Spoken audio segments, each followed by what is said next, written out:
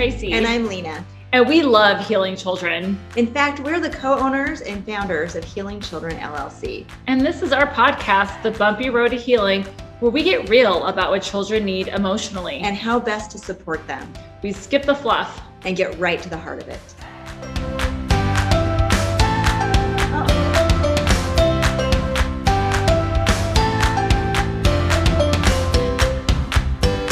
Okay, so today we're going to talk about accountability. Okay. So accountability is something where I think in society as a whole, we're kind of getting confused about what it really is and what really is not accountability. Okay. And so, and I even see that in education, there's just this big confusion because there's a lot of different things coming down that says, you know, this is what you need to do for kids when they misbehave, or this is what you need to do, or if you do this, kids are going to feel so much shame and guilt that they, you know, and educators are starting to feel guilty about typical consequences, feeling like maybe it's too punitive. Or we are learning more and more about trauma, which has been really good in understanding trauma and how it not only impacts us emotionally, but also physically. Yeah. That there's some confusion that if we have typical accountability with kids who've gone through trauma, are we going to make that trauma worse? Yeah. And so then we do these other alternative things. And so for this purpose of this podcast, we just wanted to talk about what accountability is not. Yeah. And well, and I think it's understanding why do we have to have it in the first place? You know what I am saying? Because it's like, if it's understand, like we have to be held accountable to some, like to our behavior if we're going to be a successful adult. So that we can learn and grow and mature. That's right. And we can develop cause and effect thinking, and so that we can make better choices as well. Yeah. Right? So if teachers think, you know, I'm doing X, Y, and Z to hold this child accountable, and it actually isn't accountability, then they may not be getting the results they want, and they might be feeling kind of burnt out. So like and if I think, you know, this kid was mean to another kid, and I sat and I told them all the reasons why they shouldn't be mean to this other kid, and they kind of got a big lecture, but then there was no consequence. That is not accountability. Yes. In fact, it'd be better to do less talking and have a consequence to that behavior for there to be accountability and for the child to learn from the mistake they made. Exactly. So that leads into one of the things that is not accountability is lecturing. Right. Lecturing the child and telling them not to do it again is not accountability. No. And a lot of times, like I find myself, I'm more likely to lecture when I'm too tired to actually follow through with the consequence or think of a consequence. Because I'm like, just please just change your behavior. Well, sometimes we just want shame to fix the behavior, right? And if we're using lecturing, we're hoping we're igniting some kind of shame in the kid to get them to go, oh, I shouldn't act like that anymore. And that does work with kids who are very compliant kids, right? Or who kids want who already to do the have right thing. Yes, some conscious development. They're kind of easygoing, and they're kind of willing to do what people ask them to do. But if you have a kid who, you know, misbehaves a lot and maybe doesn't totally trust the adults, which is a lot of the students that we're talking about that we work with, that's not going to work on them. No. And for them, they kind of, I see them go glossy-eyed. And it's just like, and I know for me, I think for me, like, sometimes for lecturing, like you hate to be lectured, like it sucks, but instead of changing your behavior, you just get sneakier about it so you don't get caught, so you don't hear the lecture.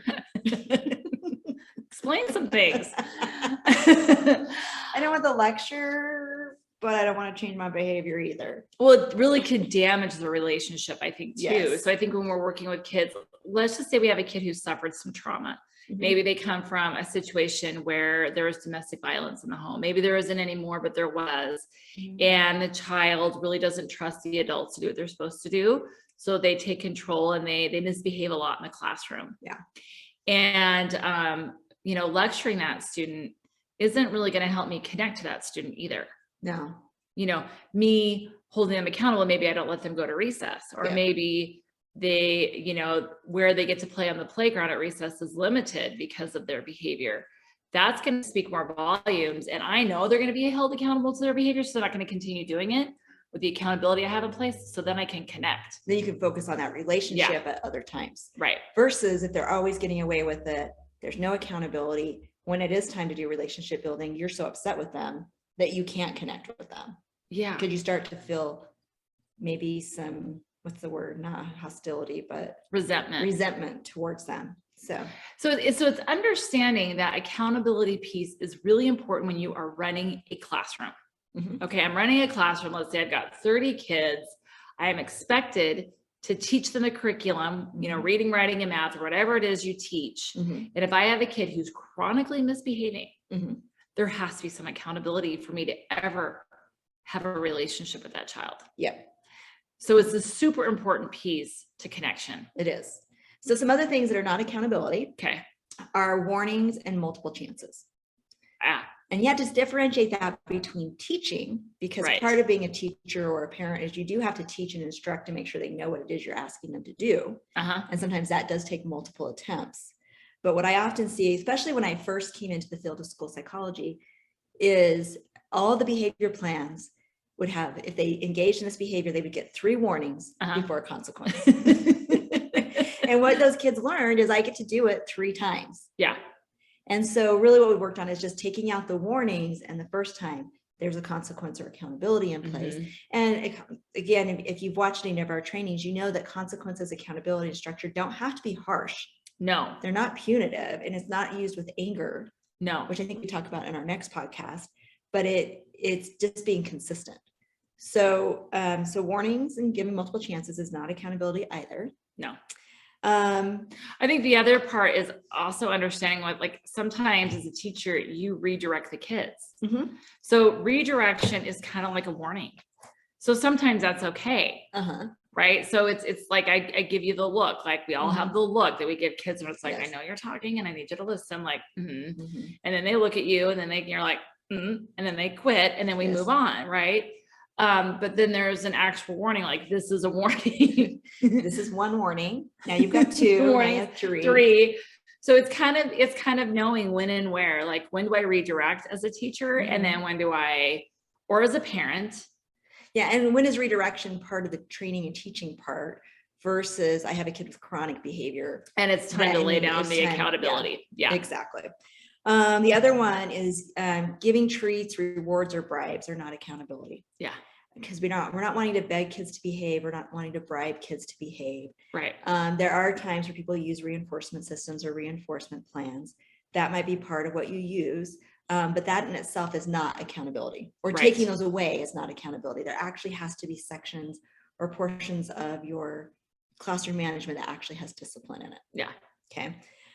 Sharing personal stories, hoping that through my personal stories, I'm going to motivate the child to behave. Now, kids love to hear stories of your life, right? Yeah. They love to hear stories of your childhood. Those are appropriate, but not during times of discipline. Yeah. And so during times of discipline, kids are often, again, they're going glossy-eyed. They're annoyed with you, and the other adults around you are annoyed with you as well. And part of that is you need to ask yourself, if I'm doing a lot of this personal storytelling during times of discipline, am I wanting the kid to like me too much? Like, is that too much what I have going on with myself? And if that's the case, I need to kind of understand that a little better. Yeah. Because sharing personal stories with your kids, like we do that all the time, and they love hearing, and that can stories. be very much relationship building. Yeah. Don't do it during discipline. Right. Doing times of connection, and they're curious about your life, and they're curious about sharing. Yeah. You're not using it to try to control or manipulate their behavior. No. Yes. Okay. The other thing is counseling or relationship building. That is not accountability. Both of those things are very, very important. From our healing environment, relationship building is the foundation of what kids need. But typically, if you have good structure and you have good discipline, that in itself helps build a relationship. But also counseling, in order for counseling to work and for kids to benefit from counseling, they have to have discipline for poor or unhealthy coping skills. Because otherwise, if I'm able to yell and scream and throw fits and get what I want, sending me to a counselor, why are they gonna latch onto your healthy coping skills when my unhealthy ones work very quickly and very fast? And so one of the trends we're seeing in schools is if kids misbehave in the classroom, instead of having discipline or being sent to a principal's office or being disciplined or following discipline procedures, they're being sent to the counselor to fix it. Yeah. That's not going to work. Well, it's not, because they're not in a position to think that they need to make any changes. No. So they have to have and like you said, counseling, they have to have the accountability first. Yeah. And then we can do some counseling. Yeah. And I've seen that even in like, I'll get an email that says, hey, can you talk about so-and-so with this behavior? My first question was, has there been discipline to this behavior? Because if there isn't, me doing counseling with them isn't going to change anything. If there has been, and they've already done their consequence, then going back through it might be very beneficial to figure out a different way for them to respond. Well, the other issue is if I'm the counselor and I'm going in and I'm teaching my counseling lesson and I have a student who's misbehaving, it's my responsibility as a counselor to do the discipline to that behavior, because then the kid learns when I misbehave for Miss Glover, she's going to hold me accountable, and then they learn to behave for me. If I am sending that person to somebody else, like if a teacher's sending it to the counselor to do counseling, they're not managing that discipline, and then the kid's not bonding to them either. Like the kids need to see when I'm with you, you have expectations and you're going to follow through, and you're going to hold me to it. And there's relationship building connection that happens through all of that. Exactly.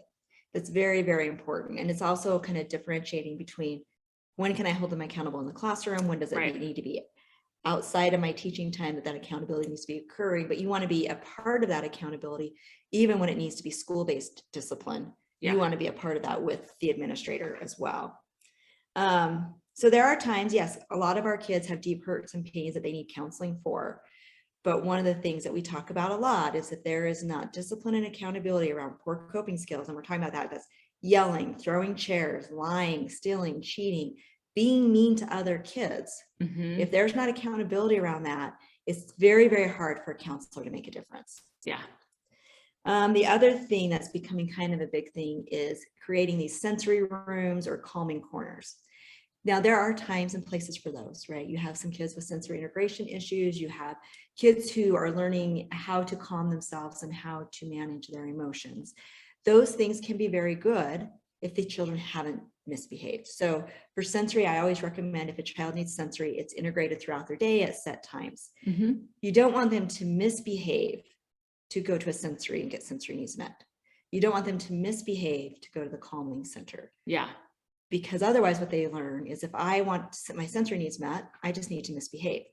So it almost like reinforces the whole behavior that we're trying to get the kid to quit doing in the first place. So if there's been misbehavior, there needs to be discipline and consequences. And you still want to make sure you meet those needs, but you have to balance that out so that you're not saying, oh my gosh, this kid just threw a chair. He must have sensory needs, therefore go to the sensory room. It's like, he threw a chair, there needs to be whatever discipline procedures in place.